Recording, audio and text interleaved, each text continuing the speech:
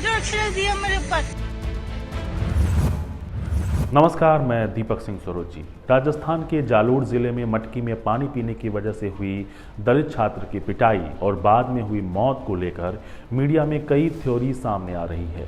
कई media reports में सरस्वती विद्या मंदिर उच्च प्राथमिक विद्यालय के स्टाफ और बच्चों की तरफ से दावा किया गया है कि स्कूल में पानी का कोई मटका ही नहीं है। इतना ही नहीं, दावा यह भी किया गया है कि जानबूझकर इसे जातिगत मोड़ दिया जा रहा है।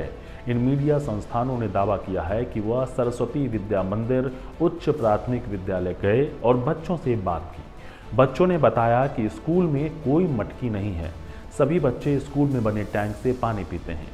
वहीं द मूक नायक नाम के एक वेब पोर्टल ने स्टोरी की है जिसमें दावा किया गया है कि दलित छात्र इंद्र को मटकी का पानी पीने की वजह से ही बुरी तरह पीटा गया था। इतना ही नहीं, उन्होंने छात्रों से बातचीत का वीडियो भी सोशल मीडिया पर शेयर किया है जिसमें मृतक इंद्र मेघवाल के साथी छात्र बता रहे हैं कि मटके से पानी पिया था, इसलिए इंद्र को टीचर ने बहुत मारा, बचाने भी नहीं आया कोई।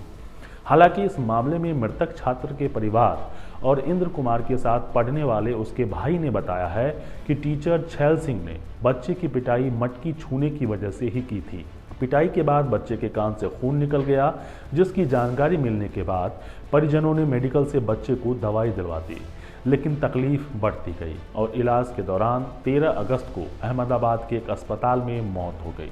इस मामले को लेकर अब तक गहलोत सरकार का जो रवैया रहा है उसको लेकर कांग्रेस सरकार घिर रही है। खासकर मृतक छात्र के परिवार को दी गई आर्थिक सहायता को लेकर मुख्यमंत्री ने इस मामले में 5 लाख का मुआवजा तय किया था, लेकिन सामाजिक संगठनों के बढ़ते विरोध के बाद प्रदेश कांग्रेस कमेटी के अध्यक्ष गोविंद सिंह डोटासरा ने परिजनों से मुलाकात की और बाद में कांग्रेस कमेटी की ओर से 20 लाख रुपए देने की घोषणा की। लेकिन राजस्थान में गहलोत सरकार की मुश्किल यहीं खत्म होती नहीं दिख रही। राजधानी जयपुर से एक और दिल दहला देने वाली घटना सामने आई है। वहां के कुछ दबंगों ने एक दलित महिला शिक्षक को जिंदा जला दिया। बुरी तरह झुलसी महिला शिक्षक ने इलाज के दौरान दम तोड़ दिया है। घटना जयपुर के गांव रायसर की है। जानकारी मिली है कि अनीता रैगर नाम की इस महिला ने दबंगों को कुछ पैसे उधार दिए थे। उन्हें ज़रूरत पड़ी तो उन्होंने पैसे वापस मांगे थे। मीडिया रिपोर्ट्स में बताया गया है कि वीणा मेमोरियल स्कूल की 32 वर्षीय टीचर अनीता रेगर अपने 6 साल के बेटे राजवीर के साथ स्कूल जा रही थी। इस दौरान कुछ बदमाशों ने घेर कर हमला कर दिया। अनीता खुद को बचाने के लिए पास ही में कालू राम रैगर के घर में घुसी। उन्होंने तुरंत 100 नंबर और रायसर थाने को सूचना दी, लेकिन पुलिस नहीं पहुंची। इधर आरोपियों ने पेट्रोल छिड़ककर अनीता को आग लगा दी। यह बयान अनीता की मौत से एक दिन पहले का है, जब अस्पताल में उनका इलाज चल रहा था। पेट्रोल छिड़क दिया मेरे ऊपर। सरस्वती ने सुरक्षा उसकी बेटे की पूजा नहीं कर फरार हो गए। जब तक मैं चलती है तब तक वो देखते रहे। आखिरी में बस छोड़ के बाद रवाना हो गए। मैं वैसे जलती गई और जल के वो तमाशा देखते रहे। तमाशा देख के जैसे मैं धरती पे बेहोश होके गिरी, वो वहां से रवाना हो गए और बोल गए कि शाम को तेरे पति के साथ भी यही हाल होगा। सवाल उठता है कि राजस्थान में बदमाश इतने बेखौफ क्यों हैं। 14 दिसंबर 2021 को लोकसभा में एक सवाल के जवाब में सामाजिक न्याय और अधिकारिता राज्य मंत्री रामदास अठावले ने एससी और एसटी के खिलाफ होने वाले अत्याचार में दर्ज हुए मामलों की जानकारी दी। इसके मुताबिक प्रदेश में पिछले 5 सालों में अनुसूचित जाति और अनुसूचित जनजाति अत्याचार निवारण अधिनियम के तहत दर्ज मामलों की संख्या में लगातार बढ़ोतरी देखने को मिली है। साल 2016 में एससी और एसटी के खिलाफ 6,329 मामले दर्ज हुए। 2020 में ये आंकड़े बढ़कर 8,744 हो गए थे। आंकड़ों के मुताबिक राजस्थान में अनुसूचित जाति और अनुसूचित जनजाति निवारण की रोकथाम के तहत 2016 में 6,329 मामले दर्ज हुए हैं। 2017 में 5,222 और 2018 में 5,563 मामले दर्ज किए गए, जबकि 2019 में 8,418 मामले दर्ज किए गए और 2020 में 8,744 मामले दर्ज हुए। गौरतलब है कि एससी और एसटी पर दर्ज हुए मामलों में सजा की दर में गिरावट देखी गई है। आंकड़ों के मुताबिक 2019 में 1121 दोषियों को सजा मिली। 2020 में आंकड़ा घटकर 686 पर पहुंच गया, यानी कि कुल 8,744 मामलों में सजा की दर 7.84% रही, जो पिछले 5 सालों में सबसे कम है। वहीं 2016 में एससी और एसटी के खिलाफ किए गए अपराधों में 680 मामलों में आरोप साबित हुए, जो साल भर में दर्ज कुल मामलों का 10.74% है। इसी तरह 2017 में दर्ज मामले में 1,845, 2018 में 712, 19 में 1,121, 20 में 686 मामलों में आरोप साबित हुए। लोकसभा में दी गई जानकारी के मुताबिक राजस्थान में एससी एसटी समुदाय को कई तरह के अत्याचारों को झेलना पड़ा है। इन अपराधों में अंतर्जातीय विवाह से लेकर दूल्हे को घोड़ी पर चढ़ने नहीं देने जैसी विवाद भी हैं।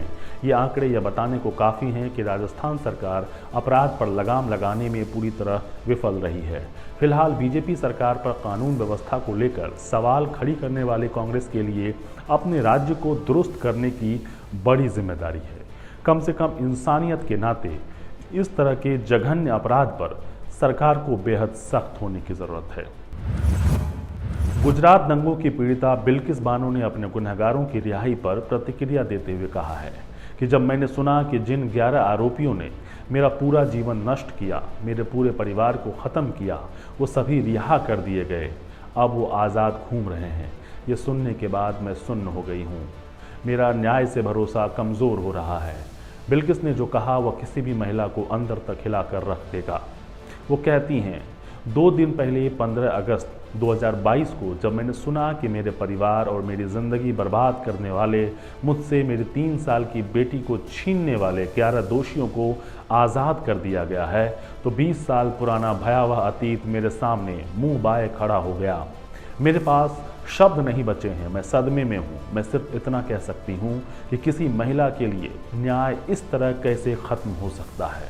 मैंने अपने देश की न्यायालय पर भरोसा किया, मैंने सिस्टम पर भरोसा किया और मैं धीरे धीरे अपने ट्रॉमा के साथ रहना सीख रही थी।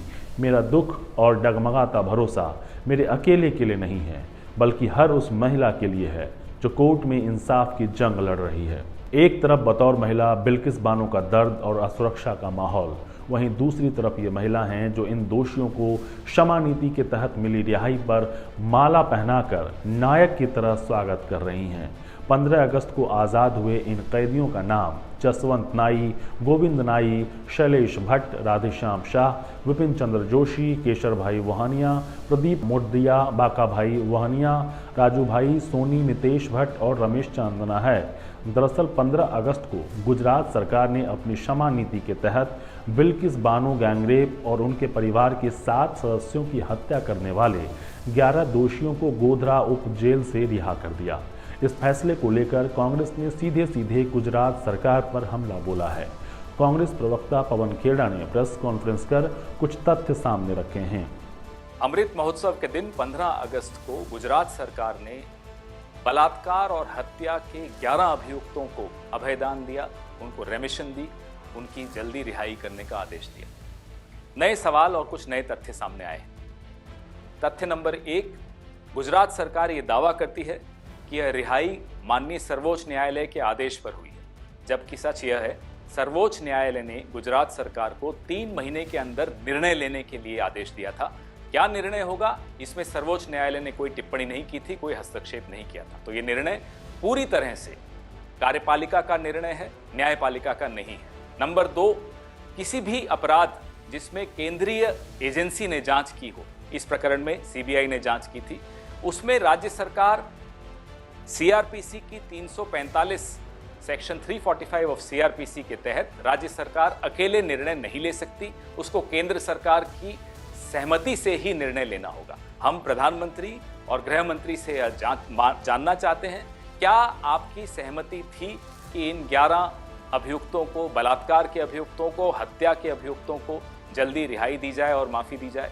और अगर नहीं थी तो हम यह जानना चाहते हैं कि आप गुजरात की अपनी भाजपा सरकार के खिलाफ क्या कानूनी कार्रवाई करने जा रहे हैं। दूसरा एक और इसमें महत्वपूर्ण तथ्य यह है, कहा यह जा रहा है गुजरात सरकार द्वारा कि 1992 की नीति के तहत यह क्षमादान दिया गया, यह रिहाई की गई। सच यह है कि 8 मई 2013 को 1992 की यह नीति समाप्त कर दी गई थी गुजरात सरकार के एक शासनादेश द्वारा समाप्त की गई थी। उस वक्त गुजरात के मुख्यमंत्री नरेंद्र मोदी स्वयं थे। तो ऐसी नीति जो है ही नहीं, उसके तहत आप किसी को माफी कैसे दे सकते हैं, किसी की रिहाई कैसे कर सकते हैं? वो झूठ है। ये अपने आप में एक गैर कानूनी बात है। और अगर 2014 के नीति के तहत की गई है तो 2014 की नीति में जो हत्यारे हैं, जिन्होंने बलात्कार किया है या सामूहिक बलात्कार किया है, वह बिल्कुल इस तरह की नीति में माफी उनको नहीं मिल सकती, उनकी जल्दी रिहाई नहीं हो सकती। ये तमाम सवाल हैं जिनका जवाब नरेंद्र मोदी जी को और अमित शाह, दोनों गुजरात के हैं, दोनों को सामने आकर इनके जवाब देने हैं। इसके साथ ही कांग्रेस प्रवक्ता ने कुछ सवाल भी दागे हैं। क्या सुप्रीम कोर्ट के संज्ञान में यह बात लाई गई कि 8 मई 2013 को 1992 की नीति को समाप्त कर दिया गया था? दूसरा सवाल, जेल सलाहकार समिति में कौन कौन लोग हैं जिन्होंने सर्वप्रथम इन अभियुक्तों को रिहा और क्षमा करने की अनुशंसा की थी? आपकी जानकारी के लिए बता दूं, साल 2008 में मुंबई में सीबीआई की एक विशेष अदालत ने बिल्किस बानो के साथ गैंगरेप और उनके परिवार के 7 सदस्यों की हत्या के आरोप में 11 अभियुक्तों को उम्र कैद की सजा सुनाई थी। बाद में बॉम्बे हाईकोर्ट ने भी सजा पर मुहर लगाई। सभी दोषियों ने 15 साल से अधिक वक्त की सजा काट ली थी। इस आधार पर इनमें से एक अभियुक्त राधेश्याम शाह ने सजा में रियायत की गुहार लगाई। दरअसल उम्र कैद की सजा पाने के वाले कैदी को कम से कम 14 साल जेल में बिताने होते हैं। 14 साल के बाद उसकी फाइल को रिव्यू में डाला जाता है। उम्र, अपराध की प्रकृति, जेल में व्यवहार आदि के आधार पर उनकी सजा घटाई जा सकती है। बाद में सुप्रीम कोर्ट ने गुजरात सरकार को माफी के मामले पर विचार करने को कहा और फिर दोषियों की रिहाई के आदेश मिले। आज की दोनों खबरों में कटघरे में प्रदेश सरकार है। सवाल उठता है कि आप किसी खास पार्टी की सरकार के पक्ष में हैं या फिर बतौर नागरिक पीड़ित परिवार के पक्ष में। आखिर में एक वीडियो के साथ आपको छोड़े जाता हूं। यह वीडियो मध्य प्रदेश के शाजापुर का बताया गया है। दावा किया गया है कि कथावाचक को पत्नी ने बंद कमरे में शिष्या के साथ पकड़ा, जिसके बाद पुलिस उसे अपने साथ ले गई। ये मेरे को मारा, इसलिए उनने कमरे बचाने के लाने कमरे। अच्छा। ये सेक्सी बाबा है, सेक्सी बाबा। ये शीशा बना के सेक्सी बाबा देखो। शीशा क्या करेगा? शीशा बात कराओ तो भाई, चाचा से बात कराओ। ये शीशा है घर।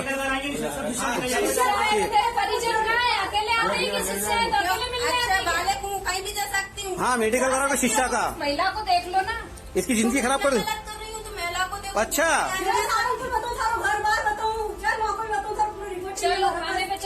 पत्नी होना और भक्त होना दोनों कितनी अलग बातें हैं, इसका अंदाज़ा इस बातचीत से लगा सकते हैं। नमस्कार।